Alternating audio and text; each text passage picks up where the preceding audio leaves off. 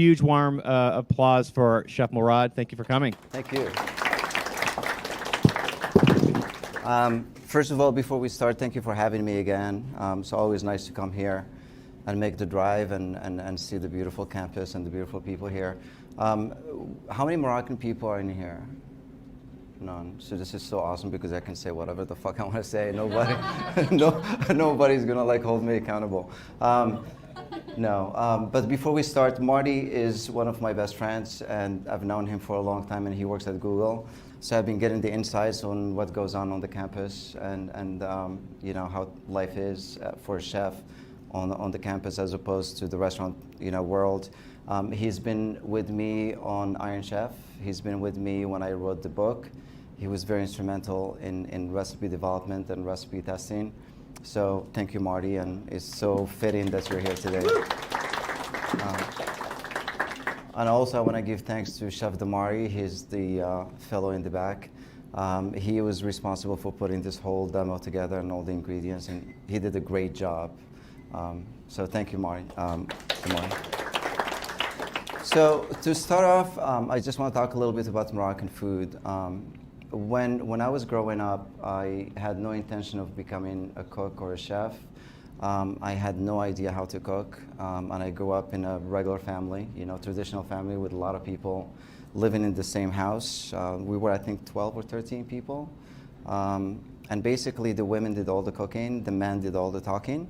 And it seems like it worked for a while, but when I came here, it turned out that there was a lot of reasons why that was going on, and I started to understand the importance of food through these women that I grew up watching cooking. My parents got divorced, and my mom was living with my grandpa, so she spent a lot of time in the kitchen, and she did a lot of cooking, and I felt really bad for her growing up, so I spent a lot of time sitting next to her. But I had absolutely no desire to cook, or I never understood the importance of what she was doing to my family. I grew up in one of the most dysfunctional families, but it was the food that actually made us stick together. It was the glue that made everybody in that family, no matter how much they hated each other, come together to the same table, the same round table, every day, 3 times a day, and that was the best therapy that we could have asked for. But when I came to the States, I came here to become an economist and work for a bank and make a lot of money and go back home and support everybody, but that didn't pan out. So when I came here, I was really homesick. And I started calling my family almost on a daily basis until that one day, a few weeks later, when I got the phone bill from AT&T, and it was so, humongous. I was like, fuck this shit, I'm not gonna call them every day. So I had to come up with a better way of connecting with my family, because I was really homesick. I didn't speak English, I didn't know anybody, I didn't have Marty in my life back then. So it was pretty lonely, but the best thing that I could come up with was reconnect with my roots through food. And that's when I started to pay attention to food, and I was really like weirded out when I saw people like eating in their cars while driving to work. People like sipping coffee and walking, to wherever like nobody took the time. Like I realized that food in America was mostly, I'm not generalizing here, but it was mostly fuel. You put it in your body and it keeps you going. Like if you're tired, you drink coffee, it gives you the impression that you're not tired. And then when you eat, you just put like a bunch of calories in your body and it gives you the energy to, burn while you're working or doing whatever you want to do. But I realized that in Morocco, it was a little bit different. It was actually like a social event. You go and you eat because you want to connect with people, even if you're like arguing. And we used to argue a lot around the table. And it was a ritual where in the morning we would wake up. It was frantic, chaotic. My mom, my grandma, my aunt would go to the kitchen like earlier, make breakfast, pancakes, coffee, tea, butter and all that shit. Put it in a big table, and then we will gather around it. But we're arguing like a Jewish family, like you guys seen them like in movies. Like we argued during breakfast, and what we do is we decide what we're gonna have for lunch every day while we're having breakfast, and then when breakfast is over, the kids go to school, the grown-ups go to work, people stay at home to cook, and then Grandpa will go to the market and go to get the vegetables and the meat and all of that. And every day is the same story where people debate what they want to have for breakfast, for lunch, and then he listens and he goes to the market and he gets whatever the fuck he wants and brings it back, dumps it, and he goes away and they have to cook it. So in a way, it was the ritual that we had every day, but I never understood how important that was, those interactions, no matter how dysfunctional, brutal, combative can be sometimes. Like, it was really important that we would go through that. And that's why I got into cooking. So I finished my master's degree in economics, and by the time I was done, I had this really huge fear that if I went on to go get a PhD or whatever, or go work for a bank immediately, I would be forced not to cook anymore. And that's when the fear settled in. And I said, well, I'm gonna just open a restaurant for 3 months, open it, at least I'm gonna have a place to go eat, and then I'll go back to doing like the big boy things that I was supposed to do. Opened my first restaurant with about $3,000, $3,700 that I had on my account. And that was in '96, and I never left. So I stumbled on this thing, and it's been the best thing that happened to me. And as Scott said, I've never worked for any chef before. I've never worked in any kitchen before. And you can see from the way I dress, like I'm not the conventional chef with the whites and you've known me for a long time. So I just try to have fun with food. I don't try to take it too seriously. What we do is very technical, and the process that I went through to get to this point is teaching myself from memory. So I never had the guts or the courage to call my mom or call anybody in Morocco and ask them how to make something, because they will be pretty much saying, why the hell did you go to America to learn how to make pancakes or learn how to make couscous? You could have stayed here and we would have made it for you, blah, blah, blah, blah, blah. So I would literally sit there and relive the moments that I spent in the kitchen watching them make stuff. And that was a double-edged sword, because on one hand, it allowed me to make stuff from my own perspective, from my own vision and my memory of it. And you literally, I realized you can taste food in your head before you even put it in your mouth. You literally can taste it. And I would sit there, it's like, yeah, she was telling me about my fucked up aunt and how she got divorced and the kids were blah, blah, blah. And then she put the onions in the pot, then she added some spices. It looked kind of yellow, so it must be turmeric or saffron or something like that. So I will relive those moments, and from there I would make the food. Obviously, the first couple times it was disastrous. Like, it literally was awful, but I just kept on going because, first of all, I was so broke that I couldn't go to restaurants and eat, and second of all, it was the only way for me to really, stay connected. And that's how the journey started. But obviously, you guys are interested in food, and I hope that somehow, when you cook, you have some connection to wherever you're coming from and wherever you're going and things like that. So the food that I ended up making, so I came here when I was 17. And I've been here for a lot longer than when I was in Morocco. So the food that I make now is a reflection of who I am. So the roots are in Morocco, so I use a lot of ingredients or techniques from Morocco, but obviously I use a lot of things from the Bay Area, especially from the Bay Area in California. And as Marty can attest to it, sometimes when we cook together, it's really, the line is so blurry as to what's really Moroccan and what's not Moroccan. But once we find that spot, that sweet spot where the two cultures or the two cuisines merge harmoniously, then it becomes something that is bigger and better than both ends. Yes? Has your family tasted your food? And what Yeah. do you think of it? It was really cool because after I started cooking, I finally brought my mom from Morocco. And I was for 3 months, I was telling my staff, this little Moroccan woman is going to come and kick your asses. She is so good. I mean, she's an unbelievable cook. And then when she came, she refused to cook. Because I served her dinner the first day she came in. She tasted the food. She goes, I can taste that it's Moroccan, but I don't recognize it. I don't know how you did it. So that was the best compliment. Because to me, the fear has always been, am I getting too far away from my roots? Am I just making food that everybody else is making? And there was a struggle there because initially, when you start thinking about food and asking why is it made this way, rather than let's just make food that tastes good. In Morocco, the best chefs are those who can make you taste food and it takes you back in time to when you were a little kid or you were growing up with your grandma, and you can say oh, it tastes exactly like that person used to make it. That's success for a great chef.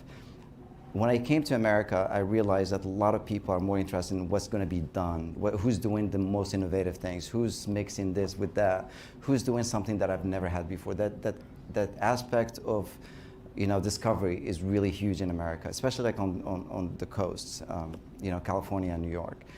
In Morocco, they don't care about that. Like what they care about, like make me something that's going to take me back in time. That is the epitome of a great chef or a great dish. So when she came, she was able to taste those flavors, but she had no idea how it was made. And to me, that was the best compliment. And obviously, she did not do anything for 3 months when she was staying with me. She did not cook anything whatsoever. Well, she deserved it because she cooked for me for 17 years. So let's get on to some cooking.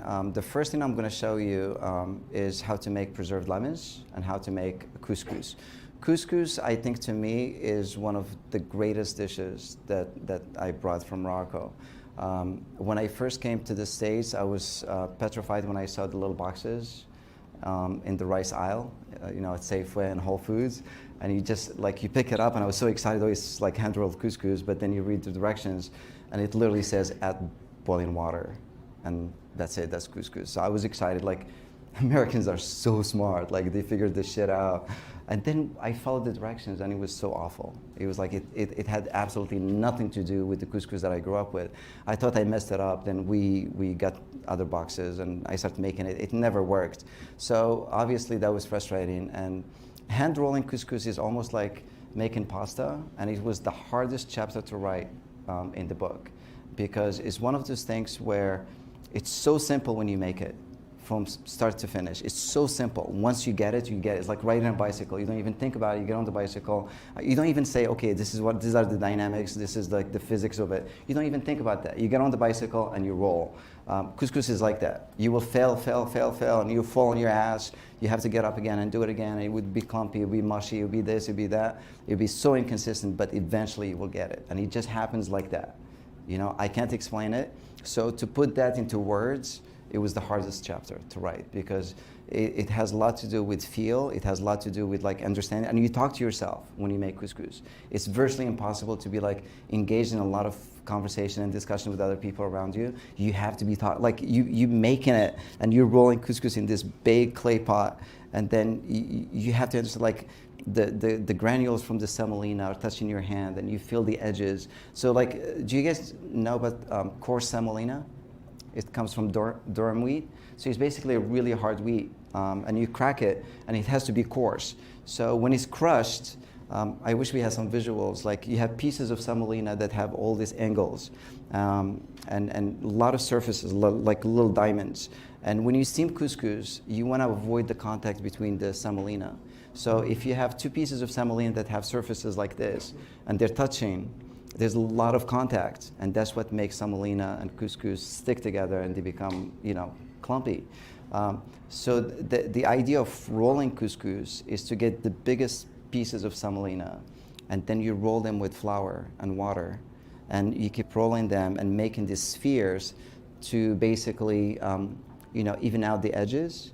And when you have two spheres, the point of contact is just one. Instead of all the pieces connecting like this, you have the couscous basically touching on only one point. And that's what keeps it fluffy. That's what makes the steam go through all the little spheres and cook it without having to glue it together. So there's a lot of science in it, but we don't understand. We don't think about it. But when I start cooking, I start asking myself why certain things happen. Rather than just making them the way we used to make them, I want to understand what was going on. So basically, we start with coarse semolina. We're not going to do the demo for how to make couscous from scratch, but you start with coarse semolina, you roll it, you dry it overnight, and then that's what you get. You get something that is very similar to this.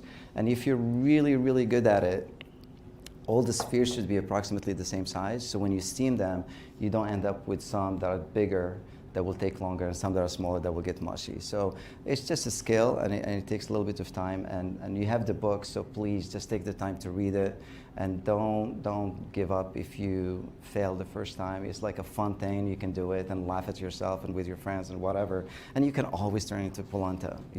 If it gets mushy or clumpy, just add water or stock and make it into polenta, and you'll be like nobody would even notice. So just go at it. So we figured out a way at the restaurant to make it. and it's a little bit faster. So you can see here, this is the hand-rolled couscous. And what we do is we use a little bit of stock. This is vegetable stock. And depending on what you're going to use the couscous with. So the couscous in itself, every little grain, every little sphere, it's so insignificant. Like it's nothing. You can put it in your mouth. It doesn't taste like anything by itself. You can't tell this, the texture of it. But together, it comes together as being this really great thing. And we eat couscous once a week in Morocco on Fridays, because everybody goes to the mosque before lunch. Everybody comes back home, and then you eat this couscous. And there's this there's this story where like every single grain is a step closer to heaven. So people on Friday, they really want to go to heaven. So they just go pray, come back home on time, and they sit together, and then they eat. And for each grain that you consume is one step further to heaven. For each grain that somebody else's consumes that you made, so we make 2 platters, one for us at the house and one to give away at the mosque for poor people. For each grain that they consume is 2 steps closer. So people tend to be more giving than what they actually keep at home. So there's a lot of intellectualism behind the couscous. It's not just like it's a side dish or anything like that. There's a lot of stories and a lot of mythology that goes into it. So this is the couscous, and as I said, if you want to make couscous with some seafood, then what I do is this is the couscousier, which is basically a 2-part vessel. The bottom part is just like any pot. It basically has liquid, vegetables, or any meat that you want to cook with the couscous. And on the top part is where you steam the couscous. So basically the steam, so we don't make a stock per se in Morocco. We don't make stocks. We always cook, we start with water. So, but the bottom part is the braise. So basically the vegetables, so you make your own stock as you cook. Then the meat goes in there, and all of the things that will gonna be mounted on the couscous will basically be at the lower part, the wet stuff, and then the couscous will be on top. And the idea is to cook the couscous and flavor it with whatever you're gonna serve it with. So if it's seafood, I tend to put, so if I break down a fish, I'll put the bones and the tail and the fins in there. If I'm doing chicken, I'll do the wings and the feet and the head and all the scraps and trim from the chicken. If it's lamb, I'll do the bones and the fat and all of that. It will be here at the bottom. The one thing in Morocco that we do is, and I've always questioned this, is when you cook couscous in Morocco, it's not about the meat or the vegetables. So people are so poor in Morocco. The main thing on the plate is never the meat. It's always the vegetable, the sauce, and the bread that you eat it with.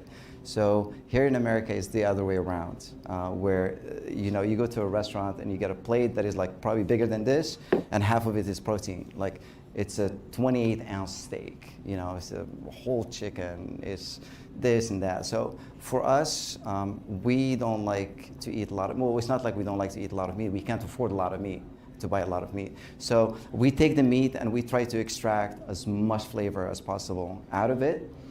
We like the hard part, like the shoulder and the leg and the knuckles and all of that. Nobody cares about the rack of lamb.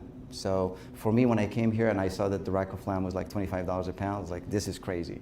Like it has the least amount of flavor. Like it's tender, it's clean, it's, it looks pretty, it looks, it's like perfect for Instagram, but it literally, like the shoulder has so much more flavor because of the connective tissue, because of the fat, because of the bones, because of the kind of meat. It's so gelatinous, and the ratio of fat and skin and connective tissue is so perfect. So if you go to a butcher in Morocco, you actually have to be a really good customer to get the shoulder. And if you're like a bad customer, you're gonna end up with the rack of lamb or the chops. So the one thing is we try to extract as much as possible from the proteins, and to do that, we cook it for a long period of time, which is something that people cannot afford to do in America because everybody works. You have 30 minutes to make your food and eat it and all of that stuff. But in Morocco, we have a lot of time, and it takes 3 hours to extract that flavor. So what we're gonna do is I'm gonna show you, first of all, how to do the couscous the way we do it at the restaurant. And for this simple preparation, I'm just gonna start with vegetable stock. It's just made with water and aromatics and vegetables. You got carrots, celery, and onions. And basically what I'm gonna do, so this is already made, and this is the hand-rolled couscous. I'm gonna take one of these. And you just put the hand-rolled couscous in a mixing bowl. Justo's has really good couscous, so I would buy Justo's if I were, to buy it from the store. Anson Mills also has really good couscous, and they use really good products, which is really cool. So yeah, those are the two that I would. Mid East, I think there's a brand in the market called Mid East. They tend to be like really bad, so I would avoid those. Yeah. So we heat up the vest stock to, it's like a slow simmer, then we'll let it rest. I'm gonna add a little bit of saffron for the color and the flavor, olive oil, and some salt. And you can see that the recipe is so exact, like all the grams are in my head. So basically, and you can also, for people in Morocco that use saffron, it's a sign of affluence. That means that you're really rich and you make a lot of money. So even like poor people will kill themselves when they have guests to go get saffron. For most people, what we use is turmeric. It has some flavor, but it's not the same flavor, and I actually prefer it. So you can use a combination of both, or you can use just the saffron if you want to impress anybody, or you can just use the turmeric. And turmeric right now is really hot because of the new discovered, health benefits to it. Yeah, so everybody's fucking juicing turmeric. So once it gets to a little simmer and you can see it, ideally you want to let it sit for about, you can see a little steam coming out. You want to let it sit for about half an hour to infuse it and get the flavor out of the saffron. So we're just going to accelerate this process. Then I'm going to add the couscous and the infusion together. And literally just give them a little stir. And when Chef Damari makes this at the restaurant, he always uses a spoon, and he never, ever puts his hands in the couscous. Right, Chef Damari? Yeah. So you can see the couscous is really like, it's fluffy, it's not like clumped up, it's not sticking together.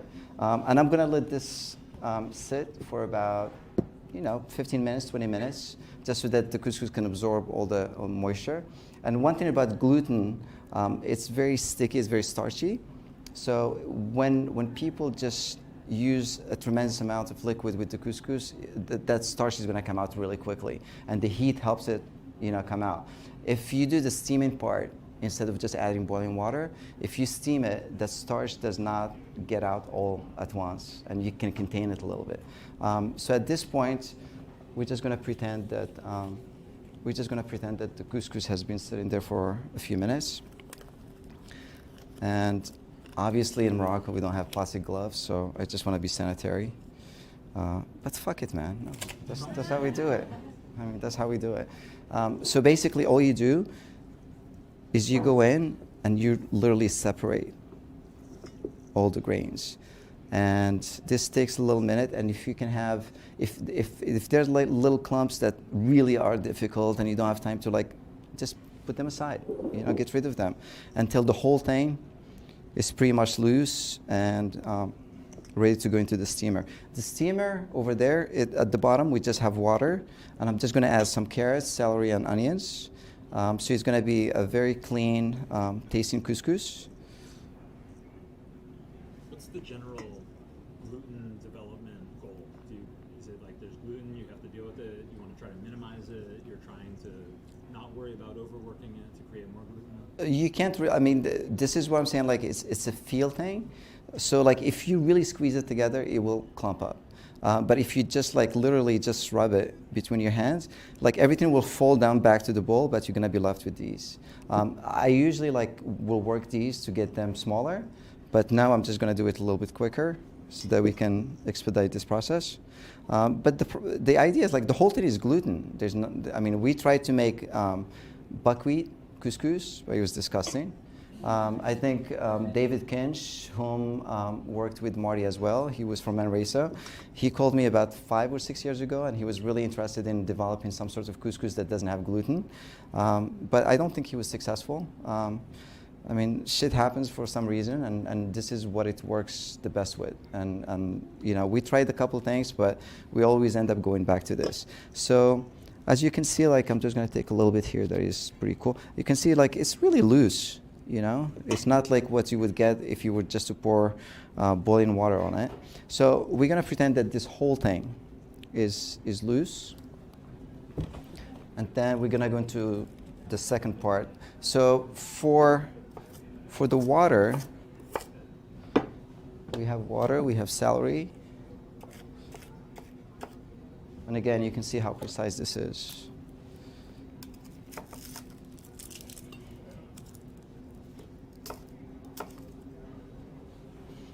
And another thing that I want to talk about, you guys can all see this. I'm sure you guys have these two components in your kitchen somehow. It's just a strainer, and this is a pot. And you just want to make sure that the bottom of this steamer does not touch the water. So there's plenty of water in there. I'm just going to add the carrots, celery, and onions. Bring it to a boil. And then once it comes to a boil, I will just take the couscous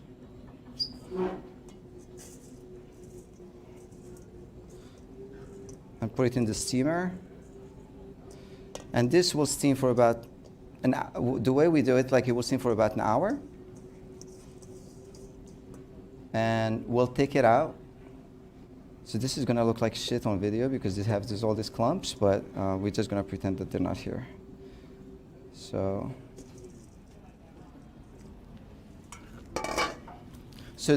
this will steam for about an hour. Once it's steamed, we'll take it into a big mixing bowl and we're gonna fluff it again and get rid of the clumps and then put it back in there. So you get rid of all the heat from it, you put it back and you restart again for another 15 minutes, take it out and you do it 4 times.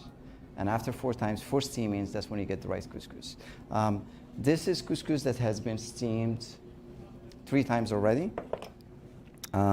And you can see it doubles in size. So from the little grains that we had, these, for the little spheres to this is double in size. So it absorbed all the liquid and all the moisture that we wanted to absorb. And basically it's all loose. And Chef Damari did a really good job at separating all of these. So what I'm going to do, I'm going to put it back in here in the big steamer. This is the traditional Moroccan steamer, and this will steam for another 15, 20 minutes, and this will be part of the couscous we're going to serve you. So couscous in itself does not have a lot of flavor, but it becomes a vehicle for adding a lot of flavor to food. So whatever you serve couscous with, that's what's going to be emphasized. One of my favorite ways to eat couscous is basically with brown butter and preserved lemons. That is the simplest way to eat couscous and enjoy it.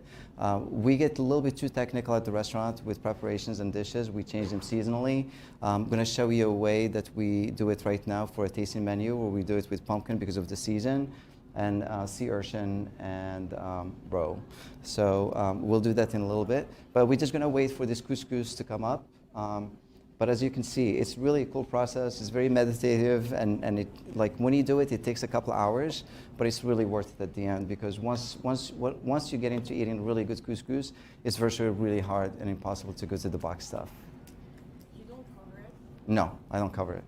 A lot of people do cover it, or they do cheesecloth, like this little thing at the bottom. But because they're afraid that the couscous is going to make it through the holes, I don't worry about that. Like the weight of the couscous will basically keep it from going down. A couple grains might, a couple spheres might go down to the water, but who cares? Any questions, you guys? Is the general goal of the steaming really, are you just trying to like cook the starch? So the goal of the steaming is basically to give it the moisture that it needs to fluff up without giving it the liquid itself. So it's a gradual addition of moisture. So you have this hard piece of it's almost like a pasta. It is a pasta. So you have this sphere. You want to give it as much moisture as it needs to fluff up to the fullest. But you don't want to pour the liquid directly on it. So that's why the steaming, it gets trapped. So all the steam that's coming up is the excess that would have otherwise gone into the grains if you were to pour the water or the liquid in it. So it's really a cool process. And I think it's really ingenious. I don't know who invented couscous. It's very popular in North Africa. It's very popular in Europe. When the Moors invaded Europe, they took with them couscous. And that is one of the things that stayed with Europe when the Moors were kicked back out of Europe. Hi. What's the purpose of the third steam? Sorry, fluffed up when It's ready. yeah, it's ready. It's cold, so we need to just heat it up. Yeah, so I would rather give it to you warm than cold. So we're just heating it up. And it's just like we figured out the timing that it needs to cook, and we just split it so that we would never give it too much steaming at one time and make it mushy. So the more periods that you do it, the better. It's like with risotto, you keep adding little by little rather than just giving it everything in one shot. And what's the bottom? It's just water. Water, carrots, onions, bay leaves, thyme. You can do a lot of aromatics that you have in the kitchen. But if you didn't have to warm it up, you basically stick with the whole process that you have. I'll tell you what, if you don't have to warm it up, you can just put it in a pint container like this and put it in the microwave and it would be awesome. So like this last step, literally, it's the same couscous, and you can literally just add a little bit of stock or water, put it in the microwave and zip it for like maybe a minute, depending on your microwave, and then it will be nice and fluffy. Because I don't know if you guys use microwaves here, but it's one of the greatest inventions of all times. Like I have absolutely no problem using microwaves. I think they're great. But when I discovered that I could use it to steam couscous for the last steaming, it was like I felt like Einstein. I really did. And it comes out really perfectly. And the fact that the pint container is sealed, you know, there's liquid in there, and it steams because of the microwave, because of the, you know, the mechanics of it, and then it steams within this, contained container, and it's magic. It's really one of the greatest inventions. So while the couscous is going on, I'm gonna move on. How much time do we have? 20 plus minutes. Okay, so we're gonna move on to the second greatest thing that Moroccans have contributed to the world of food, and that is preserved lemons. Growing up in Morocco, I came from Marrakesh, where we have a lot of citrus, and when we have that musk citrus coming out and the trees are full, we don't know what to do with it. We're not into lemonade, so we don't make a lot of lemonade. We don't use lemon juice necessarily to season stuff, salads and things like that. We like vinegars because they're more fermented and they have like a deeper, flavor than just like lemon juice. So what we do with it is we preserve it. So you get we harvest the lemons, take them home, and the ladies will get together around this big, container with all these lemons and a lot of salt and just big jars, clay jars, and we preserve lemons.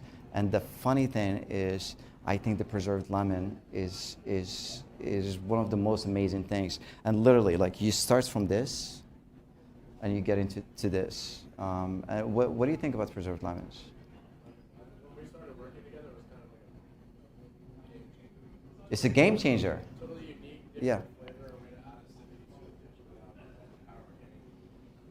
But the cool part is when you juice a lemon, a regular lemon, or when you use it for dressing or whatever, you get rid of the pit, the skin. So that's discarded. You're interested in the juice.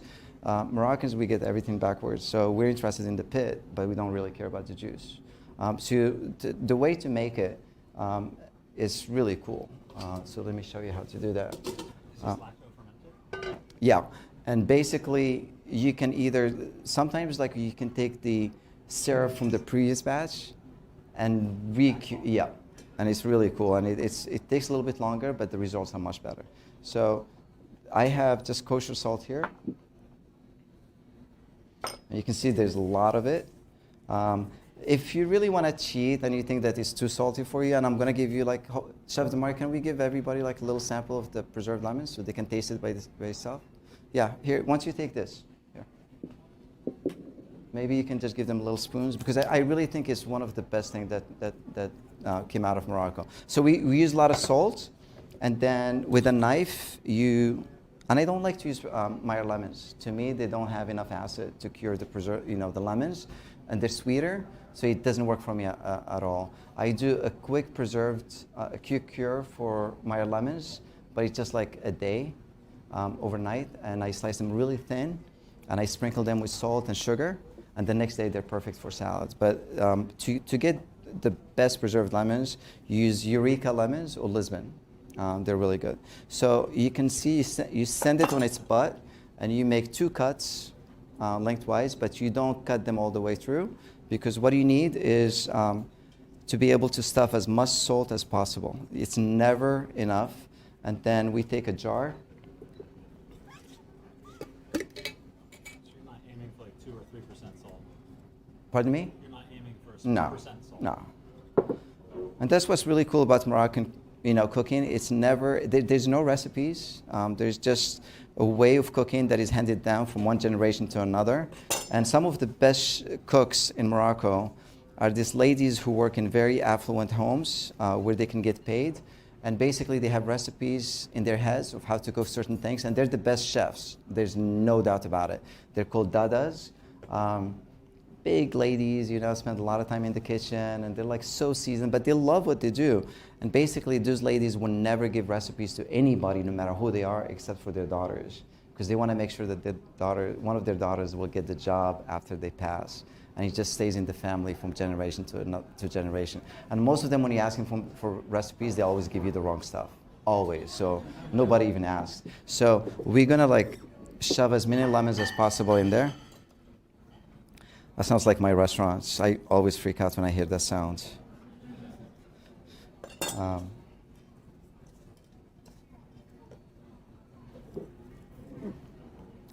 And once you put the lemons with the salt in there, you can leave the jar sealed for about a day, and a lot of the juice from the lemons will be extracted, and this jar will probably be half full of juice.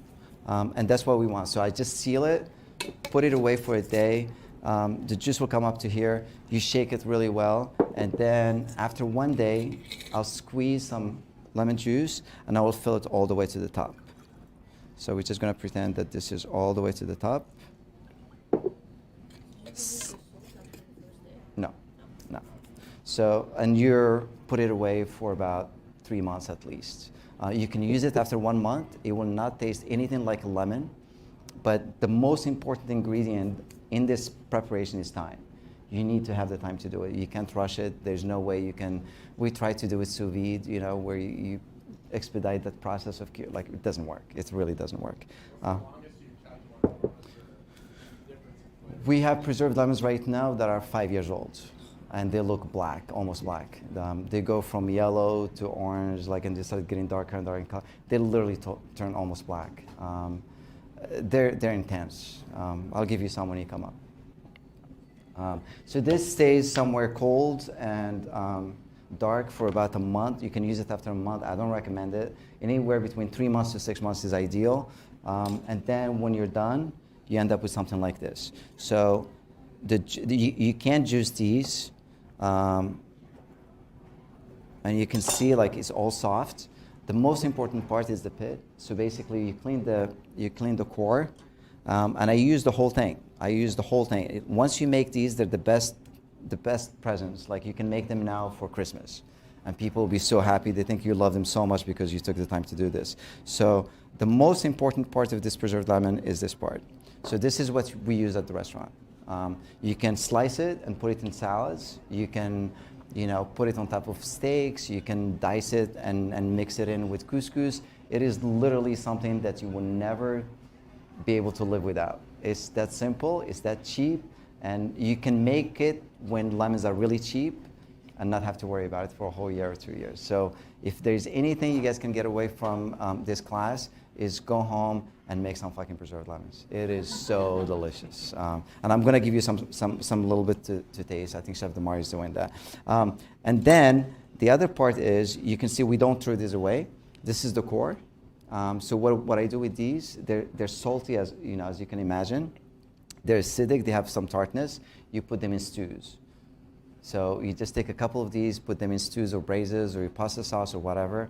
People would think you're a genius. Oh my God, what did you do? And it's just it's a Japanese technique that I came across when I went to Japan, but it's fucking preserved lemons. It's plain and simple, it's preserved lemons. And then the last part that is really important, this is lemon juice that's been sitting there for a couple months. It's gonna get salty, It's going to get really thick, and it's going to change in color. It's going to become like clearer. It's not going to be as cloudy, and it's delicious. So instead of using salt, straight up salt, you can use that liquid to season your salads. So you can see how you can use the whole thing. And I literally cannot emphasize this. And Marty has worked with me for a long time. We've known each other for many years. If there's one thing that I want anybody to take away from this, is this little thing here. And the hardest part about it, anybody can do it. It's not couscous. It's not hand rolling couscous. That is really hard to get to a point where you're comfortable with it, and it works out all the time. This is so simple. So if you guys work at Google, you can do this shit. I'm telling you. So it's not that hard. Keeping them intact to be able to use them decoratively later, or why not just break them down smaller so that you can get the salt down? So once I get to a point, and that is a great question, once I get to a point when I'm really happy with them, if the purpose is to use them on a daily basis, I would let them get to this point. So what I do at that point, if I just let them sit in the syrup longer, they'll get darker and more intense. So I take them out, rinse them off in cold water, and then I will get this part and just like slice it, or I can chop it. And I think we have a little sample somewhere. Chef Damari, can I have the chopped up preserved lemons? And then we stop the curing part by adding olive oil. So the oil will stop everything, and they will stay the way at this stage. They will stay like that for a few months. There's no problem. So rinsing them off and taking them off of the liquid will stop that curing process, and then you end up with preserved lemons that will be the same consistency, the same flavor, and the oil that you mix them in is amazing. So once you're done with the preserved lemon, you're left with really flavorful, literally some of the best olive oil. So I'm going to give you guys the ones that are sitting up front. You get to taste some of this stuff here. Is it legal to do this? Go for it. The health department? Audience questions, we'll just fire away at you guys. I can just take one of these. Yeah. We don't like refrigeration with this process. It needs to be a room temp. If you put it in the refrigerator, the temperature is so low, it literally almost stops that whole process of curing. So. Have you tried Nice. it with the same technique with grapefruits or other We type try of to be citrus? creative with that stuff, but it doesn't work. It doesn't work. No. Limes don't work because the pit is not thick enough. A grapefruit is too thick, and it just becomes spongy and not very flavorful. I think it's the acid and the level of tartness and acidity in the lemons that makes them so perfect. Do you ever measure the pH? Or No. That's too complicated, man. That's like Google stuff. You are at Google, though. I Other know. audience questions? We have a few minutes. I've got plenty of questions for Chef, but I'd love to open it up to the audience. So if you have a question, we'll ask Chef Mourad to repeat the question so we can get this on the video end. So any burning questions? Just one last one. So you talked about the continual process. We get up in the morning, we stuff our faces at 7:30. Then we go to work or to school. We literally don't eat anything until 12:30. When we come back for lunch, and then people take a nap, then go back to work or school, and then they come back for dinner. But the main meal is lunch. It's never dinner. So dinner is like leftover from lunch or a little snack. So no, there's no snacks. And I just came back from Morocco 3 weeks ago. I went there for 9 days. And, I ate so much. And sometimes we had 2 dinners because there's so many people to see that I have like an early dinner at 7 o'clock and a late dinner at 10 o'clock because I just want to see all my family members and friends and make everybody happy. And when I came back, I was like, okay, Mourad from America. I came back and I was like, oh my God, I got to get on a scale because I probably gained 10 pounds. I lost weight when I was eating all that food. And I literally think it's the quality of the food. Like when I first came to America, I was like, people were freaking out about like, okay, we go to the farmer's market as if like some luxury. Fuck, the whole world goes to the farmer's market every day. That's the way it is. So not going to the farmer's market is the weird part. It's not the other way around. So when people go to the farmer's market on Saturday and they buy a peach for like $5, oh my God, that's like a crazy idea. That's what happens. And usually the farmer's market in all over the world, most of the world, is cheaper than the market because you you're eliminating the middleman. For some reason in America, it's like the other way around, where you can buy a peach that is really healthy for $5 at the market, but you can buy a lot of food from a store for a lot less. But that's like the mass production of food. It's all screwed up. The whole thing is screwed up. So we got to rethink the whole process. Okay, so we got to rush a little bit through this. The last thing I want to do for you guys is show you how to make couscous in the simplest way. What I do, and if I were to die today, the last thing I would love to eat is couscous with brown butter. For all of you who are like really, health conscious and think that fat is bad, and maybe this is not the part you should be looking at. So I have a pot here, and I have some brown butter. And I'm not gonna lie to you, we put a lot of let's just do it right. So that is for probably like one portion. We heat up the brown butter. You can, if you make brown butter from scratch where you're making this, you can just put the butter in a pot, bring it up, let it cook off. The milk solid will brown. The liquid will evaporate. The whey will evaporate. So you're left with fat and milk solids that are browning in there. So it's the most delicious thing. Do you like brown butter? Okay, you're lying. Just butter. Yeah. So I'm going to add a little bit of the preserved lemons just to infuse it. A little bit of salt. And you need to be careful with this step with the salt because the preserved lemons are salty. So you just got to play it off. And as soon as it starts to foam, I'll take the couscous, add it in.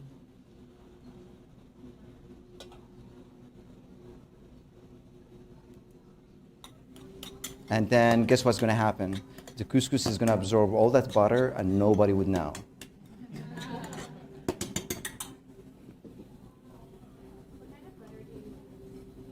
Just, unsalted butter, because you need to be, every time you buy salted butter, you're basically paying like $8 for salt, $8 a pound, because every gram is added to the weight of the butter that you buy. So you can just add your own salt and you don't have to pay that much for it. So this is pretty much ready to go. And at the restaurant, what we do to keep it seasonal, we have some pumpkin that's been roasted and diced. So we're going to add that to the couscous.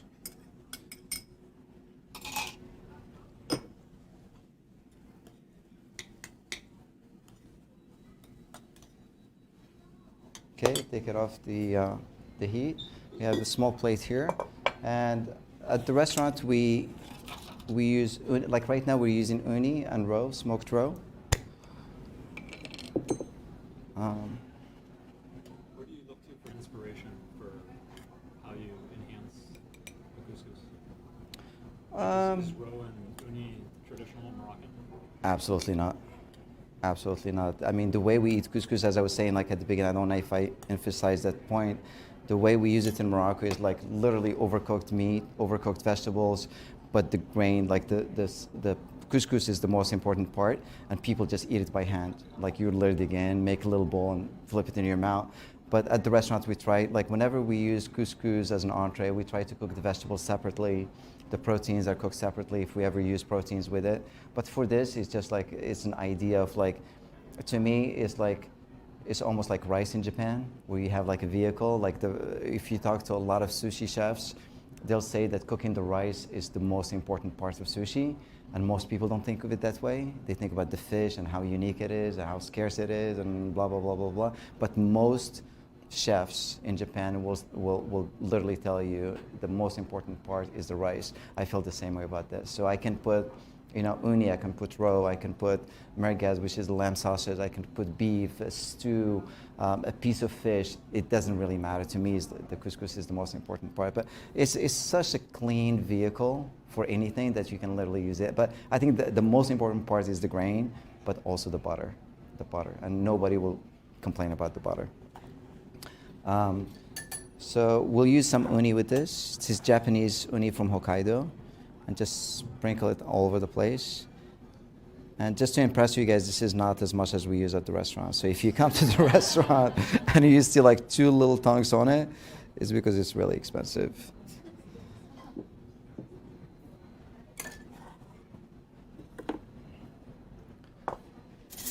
And then the roe.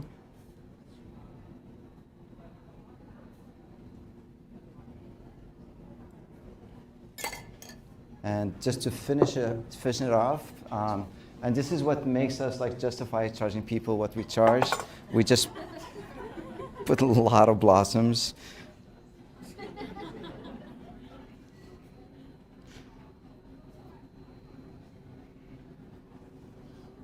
Here we go.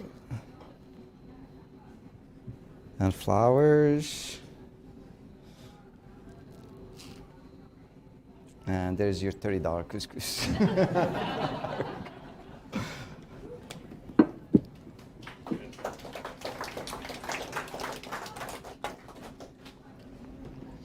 Any questions, you guys? So I'll start with the first question, and we've got a few for questions if you have them. So, Chef, you've been on TV, you've written a book, you've got restaurants that you're running. What is your proudest moment that you could think back that you want to share with the audience today? The proudest, like from a professional level or from a personal level? Why not both? One of each. Personal level is when my mom came and I was really expecting her to school us on how to make Moroccan food. And the biggest fear that I had was for her to say, this is not Moroccan food. That was like the biggest nightmare that I was imagining. But when she said, my God, this tastes like back home, this reminds me of back home, that was the first moment when I felt that food is really like, it has to have a sense of place. If you were to go to Morocco, to where I grew up, Marrakesh, and go to the night market called Jamafna, where there's all this street food, and you would eat a bite of anything there, it will taste so much better and so much more delicious than if you were to take the same exact bite and eat it, you know, in San Francisco near the Golden Gate Bridge. It just doesn't add. So for me, food has to have a sense of place. So when she said that, it allowed me to think that I brought something from Morocco and I made it fit this environment where it has a sense of place. So that was a very proud moment.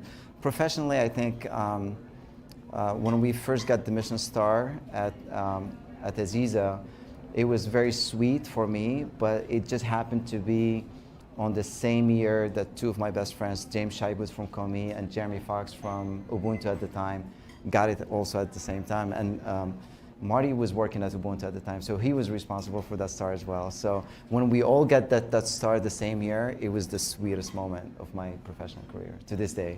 Very special, thank you. Any audience questions? How many people are going to go back and make couscous?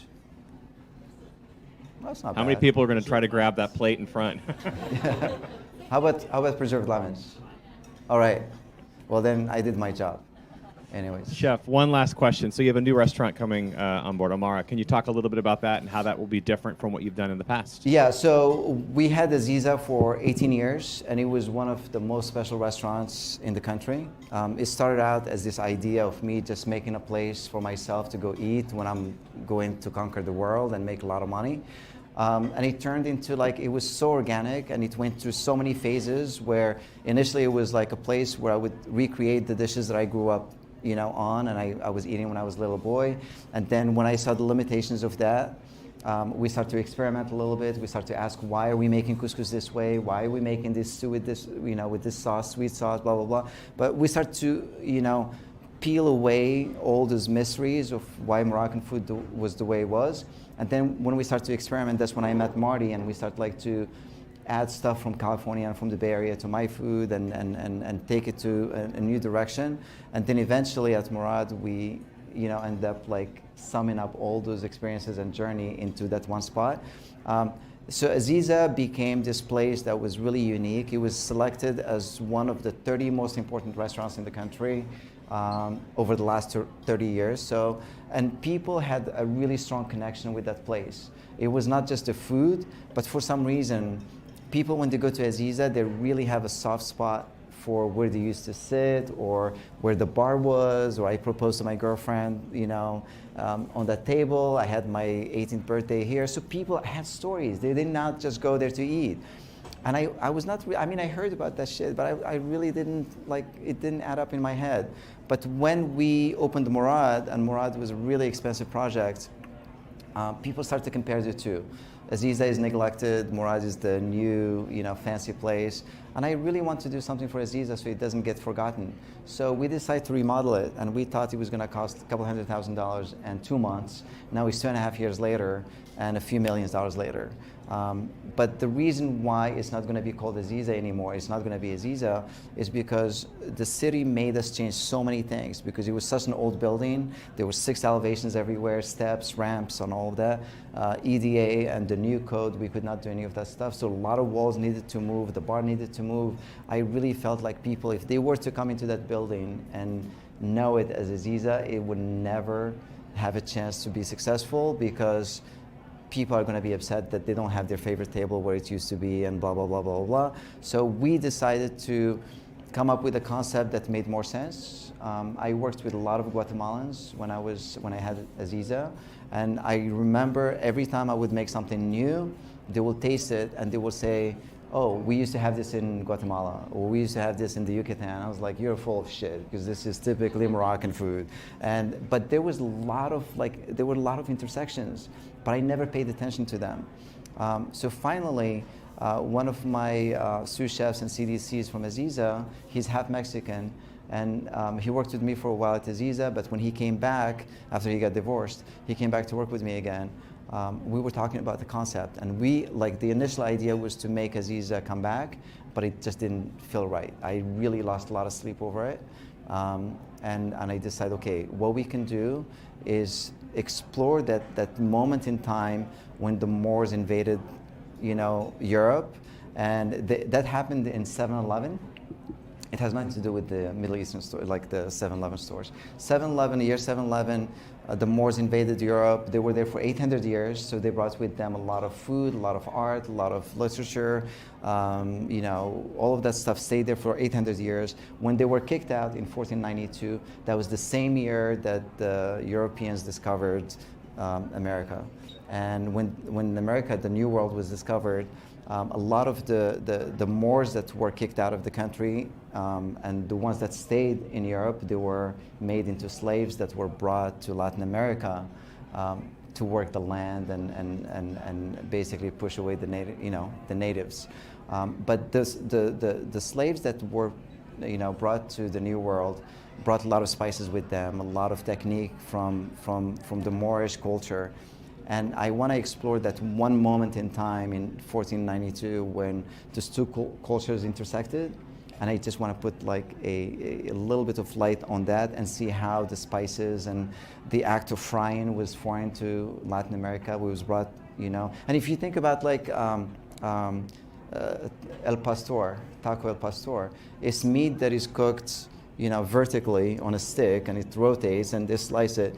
That's a gyro. I mean, I'm sorry, it's a gyro. So if you take the two, there's a lot of similarities. So that's what we want to explore. Don't expect to have a couscous burrito, because it's not going to happen. But we just want to explore that idea of where the two cultures intersected and put an emphasis on the spices, the technique, and the harmony in those two things.